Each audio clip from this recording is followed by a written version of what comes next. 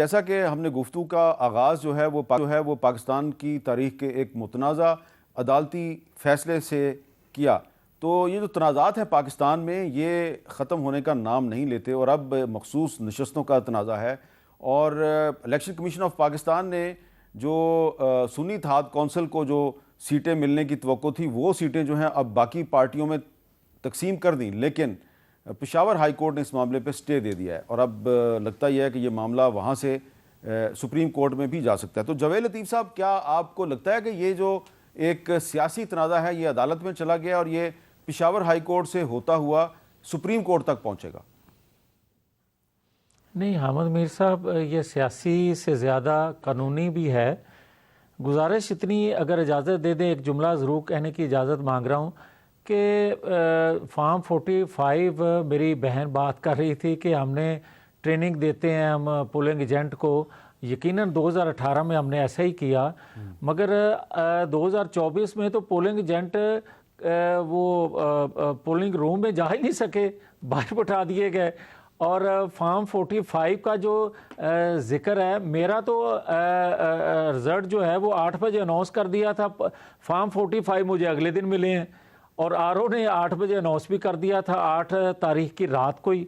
तो ये इस तरह होता है और हुआ है। बाकी मैं अपनी बात तो करता ही नहीं हूँ, मैं तो जनरल बात कर रहा हूँ कि नहीं होना चाहिए। और जहाँ तक आपका सवाल है, देखें, जहाँ तक स्पेशल सीट्स का तल्लक है, अखलाकी तौर पे, सियासी तौर पे जिसकी बनती हैं उसी को मिलनी चाहिए। जहाँ तक कानूनी तकाजे हैं वो जब तक आप पूरे करेंगे नहीं तो आपको किस तरह, या फिर आप कानून बदल दें या आप रवायात पे आ जाएं। और अगर कानून है कि आपको वो लिस्ट फ्राहम करना होती है इलेक्शन कमीशन को पहले, तो फिर आपको वो कानूनी तकाजे पूरे करने पड़ेंगे। ठीक है, ठीक है। शाजिया मरी साहबा, आपको क्या लग रहा है कि ये मामला अदालत में चला गया तो इसका सदारती इलेक्शन पे कोई असर पड़ेगा? जी, थोड़ा सा जावेद लतीफ़ साहब, मैं भी बता दूं कि हमारे भी एजेंटों को बाहर फेंका गया। ये किस्से हमने भी बहुत भुगते हैं, लेकिन मैं सिर्फ ये कह रही थी कि हमने अपने एजेंट्स को ट्रेन हमेशा किया है कि भाई ये पैरा तुम्हें देना है अपने फॉर्म्स का।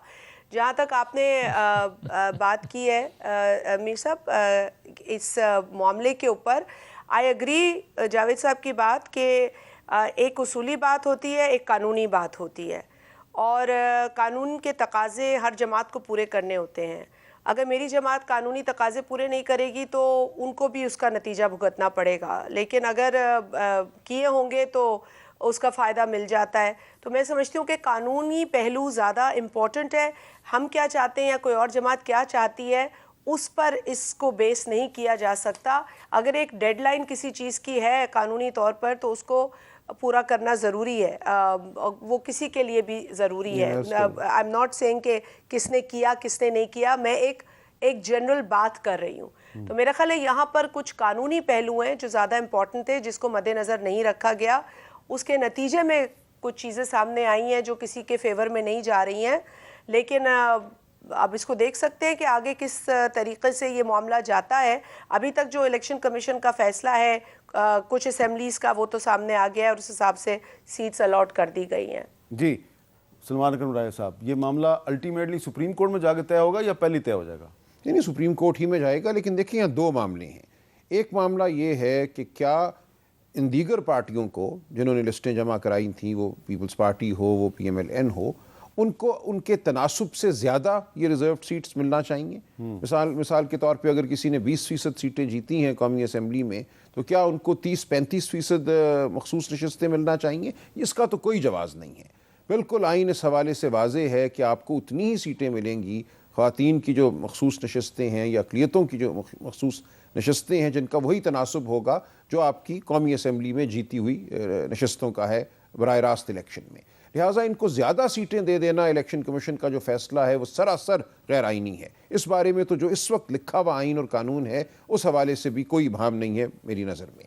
दूसरा मामला ये है कि क्या PTI को नशस्तें मिलना चाहिए, जो उसने सुन्नी इत्तेहाद काउंसिल में शमूलियत के बाद अब जो अपने नंबर ज़ाहिर किए हैं उन नंबरों के मुताबिक क्या नशिस्तें उनको अलॉट होना चाहिए या नहीं होना चाहिए। वहाँ पे मामला आ जाता है सेक्शन 104 इलेक्शन एक्ट 2017 का, जिसमें यह है कि लिस्ट देनी है और फलां तारीख तक देनी है। अब मेरी नज़र में वो जो एक लिस्ट की कैद है वो गैर आइनी है, क्योंकि उसकी वजह से जो आइन ने हक दिया है, आइन ने हक ये दिया है कि अगर मैंने 1/3 सीटें जीती हैं तो मुझे मखसूस नशस्तों में भी 1/3 मिल जाएंगी, लेकिन इस हदबंदी की वजह से, इस कानून की वजह से मुझे महरूम किया जा रहा है। मैं समझता हूँ बिलाखिर सुप्रीम कोर्ट को इलेक्शन एक्ट 2017 के सेक्शन 104 को कलअदम करार देना पड़ेगा और PTI को उसके हक के मुताबिक या सुन्नी इत्तेहाद काउंसिल को हक के मुताबिक मखसूस नशस्तें देना होंगी, लेकिन किसी सूरत में भी दीगर जमातें जो हैं अपने हक से ज़्यादा नशस्तें नहीं मांग सकती, इनको नहीं मिलनी चाहिए। बहुत बहुत शुक्रिया सलमान अकरम राय साहब, जवेद लतीफ़ साहब और शाजिया मरी साहबा। और मैं चलते चलते ये ज़रूर कहूँगा कि जो इलेक्शन कमीशन ऑफ पाकिस्तान ने फॉर्म 45 अपनी वेबसाइट पे लोड किए हैं, तो उनको देखने के बाद, उनका जायज़ा लेने के बाद बहुत से सवालात पैदा हुए हैं और उनका तसल्ली बख्श जवाब जो है वो इलेक्शन कमीशन ऑफ पाकिस्तान की तरफ से आना चाहिए, क्योंकि ये कोई बहुत रॉकेट साइंस नहीं है ये पता लगाना कि इन फॉर्म्स में हमें बहुत वाज़े तौर पे ओवर राइटिंग नज़र आ रही है। और बाज़ जगह पे हम साफ देख सकते हैं कि अगर 173 वोट हैं किसी के, तो उनको 973 कर दिया गया है। और एक और भी मामला है कि एक हलका है जी खैबर पख्तूनख्वा का, जो कि NA 19 है, ये स्वाबी का हलका है। यहाँ पे ख़वातीन का जो पोलिंग स्टेशन है वहाँ पे सिर्फ एक वोट कास्ट हुआ है। तो इलेक्शन कमीशन ऑफ पाकिस्तान को ये भी बताना चाहिए कि अगर खैबर पख्तूनख्वा के किसी इलाके में ख़वातीन को वोट डालने से रोका गया है, तो क्या जो इलेक्शन कवानीन हैं उसके मुताबिक वहाँ पे दोबारा पोलिंग नहीं होनी चाहिए। तो बहुत से सवालात हैं। इलेक्शन को मुनक्कद हुए 1 महीना गुजर गया है, लेकिन इलेक्शन कमीशन ऑफ पाकिस्तान जो है वो धांधली और इरेगुलरिटीज़ के हवाले से अभी तक पाकिस्तानी अवाम की एक बड़ी अक्सरियत को मुतमिन नहीं कर सका। और आपने देखा कि आज के हमारे शो में मुस्लिम लीग नून और पीपल्स पार्टी के जो हमारे मोअज़्ज़ज़ मेहमान हैं उन्होंने भी कुछ शिकायत की। तो ये पार्टियां तो अब हुकूमत में हैं, ये क्यों शिकायत कर रही हैं, इसका कोई जवाब किसी के पास है या नहीं है।